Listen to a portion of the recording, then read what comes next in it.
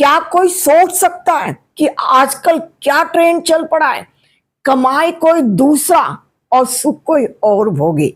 मुझे कमाना ना पड़े, सब कुछ पका पकाया बस मुझे मिल जाए। और ऐसी ही एक घटना हुई, सच्ची घटना। ये घटनाएं जितनी भी हैं, मेरे आसपास रहने वाली जो 30 साल मेरी बहनें रही हैं, कुछ मेरी और कुछ उनके तजुर्बे की हैं। अगर आप सुनेंगे तो आपके दिल को भी छू जाएगी जो आजकल हो रहा है। कंचन एक बहुत खूबसूरत, दुबली पतली, गोरी चिट्टी, बहुत प्यारी सी लड़की थी और मेट्रो में आया जाया करती थी। कॉलेज में पढ़ रही थी, लगभग 20 साल 22 साल की। लेकिन उसके दिमाग में क्या चल रहा था कोई नहीं समझ सकता था। जितनी खूबसूरत उतनी खतरनाक शायद आजकल लड़कियां होती जा रही हैं। ये खूबसूरती पता नहीं उन्हें कहां ले जाकर छोड़ती है, उनके दिमाग में कौन सा पागलपन सवार है। और वहीं मेट्रो में एक लड़का आया जाया करता था, कमल।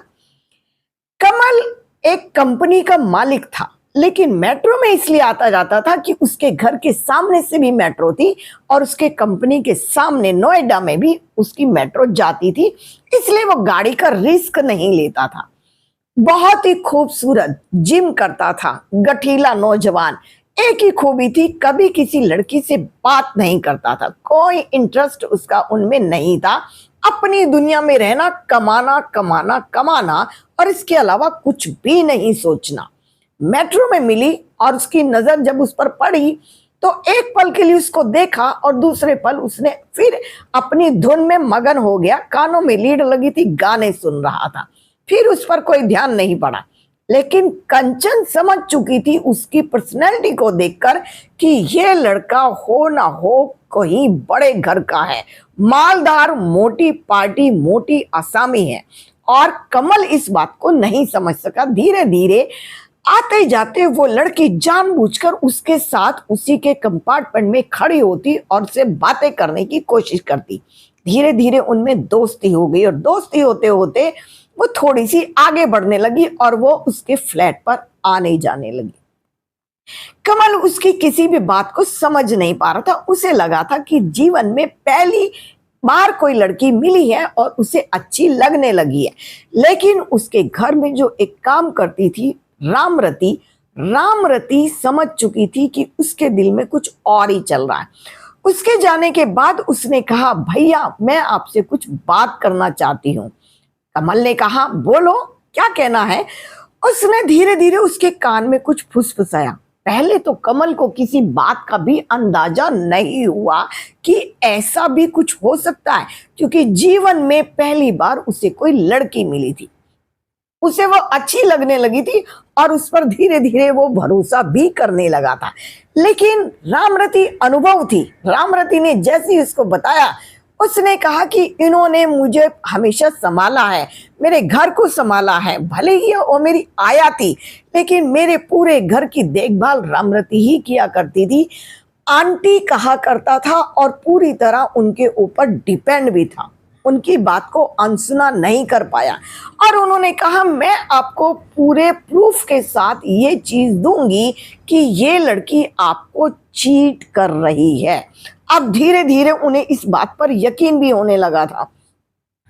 कमल ने कहा कि आप जो भी करेंगी मेरे भले के लिए ही करेंगी, मैं अच्छी तरह जानता हूं। लेकिन रामरती ने एक शर्त भी रख दी थी कि भैया इस बात की सजा तो उन्हें मिलनी भी चाहिए, इसे इतनी आसानी से छोड़ना नहीं।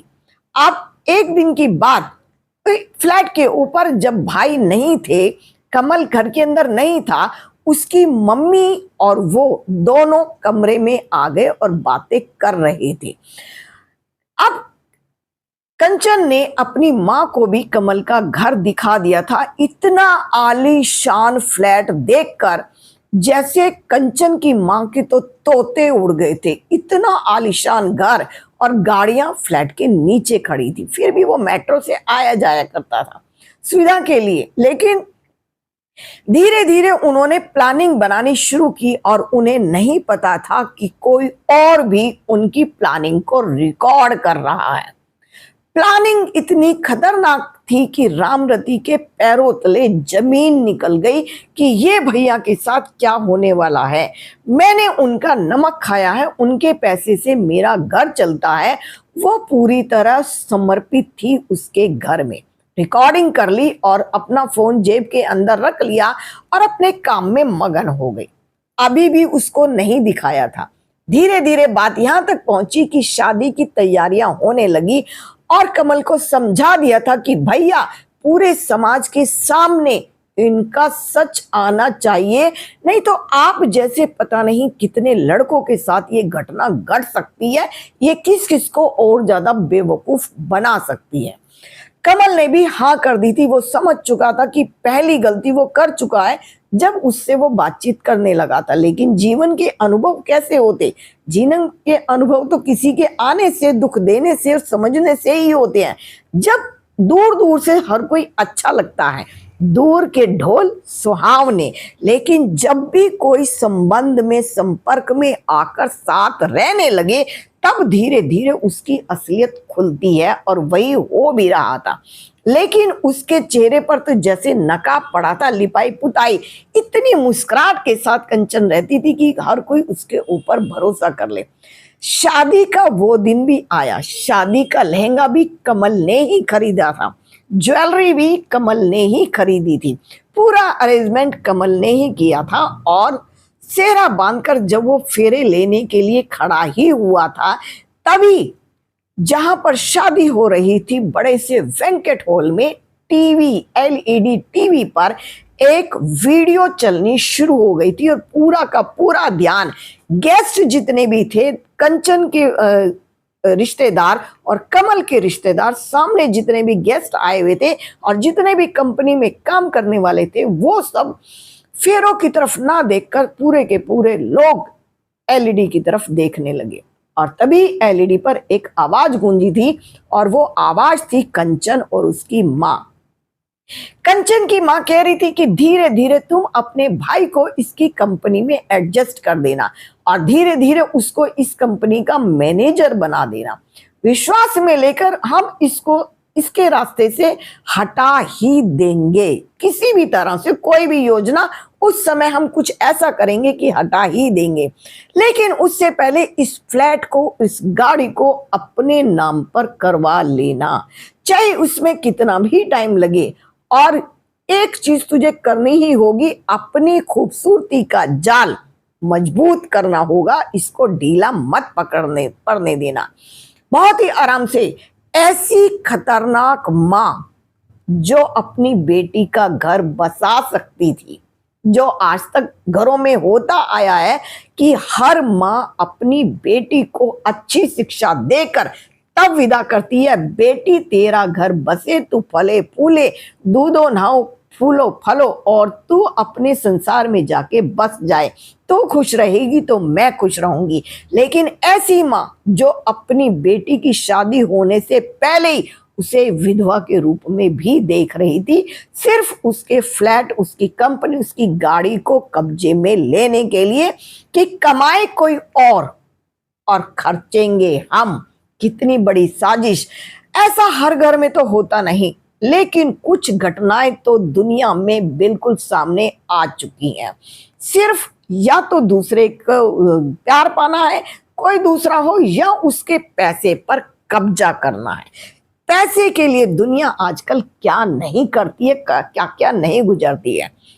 जब वीडियो एलईडी पर चल रही थी, तभी वो स्पष्ट आवाजें पूरे के पूरे रिश्तेदारों ने खड़े होकर सुनी थी। और कंचन और उसकी माँ का चेहरा सफेद पड़ चुका था कि ये वीडियो कहां से आ गई, क्योंकि कमल तो उस दिन घर में था ही नहीं। फिर ये किसने की? तो आकर रामरती ने कहा था, साजिश करना क्या तुम ही जानती हो? मैंने अपने भैया का नमक खाया है। मैं भले ही उस घर में काम करती हूँ, लेकिन भैया ने कभी मुझे माँ से कम नहीं दर्जा दिया। मैं इनकी बड़ी बहन की तरह रहती हूँ और इन्होंने मुझे बड़ा प्यार और सम्मान दिया और ऐसी ऐसी जगह इन्होंने मुझे सहारा दिया जो मैं सोच भी नहीं सकती थी। मेरे बच्चों की पढ़ाई लिखाई, मेरे घर का खर्चा, मैं इस एहसान का बदला कैसे उतार पाऊंगी। लेकिन मुझे लगता है ऊपर वाले ने मुझे एक मौका तो दे दिया, जो मैंने नमक का हक अदा कर दिया। मैंने आज अपने भैया का जीवन भी बचा लिया, घर भी बचा लिया और धन भी बचा लिया। ये मेरी तरफ से संपूर्ण समर्पण समझेंगे मेरे भैया। अब फेरों की तैयारी और फेरों पे खड़ी हुई लड़की के साथ अगर ऐसा हो जाए तो आप मुझे कमेंट्स करके बताइएगा, क्या कमल ने सही किया, या जो उनके यहाँ रामरती काम करती थी उन्होंने नमक का हक अदा किया? क्या कंचन के साथ सही था, या उनकी माँ ने जो किया, क्या उन्हें इस तरह की परवरिश देनी थी? उन्होंने अपने ही बेटी के जीवन के साथ खिलवाड़ कर दिया था। ऐसी ऐसी कहानियां मेरे साथ रहने वालों की, जो मेरे साथ रहते हैं या जो मुझे जीवन के अनुभव हुए, सच्चे और कड़े हुए अनुभव हैं, सच्चे और मीठे अनुभव भी हैं। अगर आपके साथ कभी कोई इस तरह की घटना आपने देखी या सुनी तो आप मुझे शेयर कर सकते हैं। मुझे आपके सुझावों का इंतजार रहेगा। कमेंट्स करके जरूर बताइए। आजकल बेटियों को सुरक्षित रखना तो जरूरी है, लेकिन आजकल बेटों को बचाना उससे भी ज्यादा जरूरी हो गया है। कैसे कैसे हादसे आजकल समाज में हो रहे हैं। वीडियो अगर आपको अच्छी लगे तो वीडियो को लाइक कीजिए, शेयर कीजिए, सब्सक्राइब कीजिए, फॉलो कीजिए और खुश रहें, मस्त रहें, व्यस्त रहें। जीवन को जिए, काटिए तो बिल्कुल नहीं।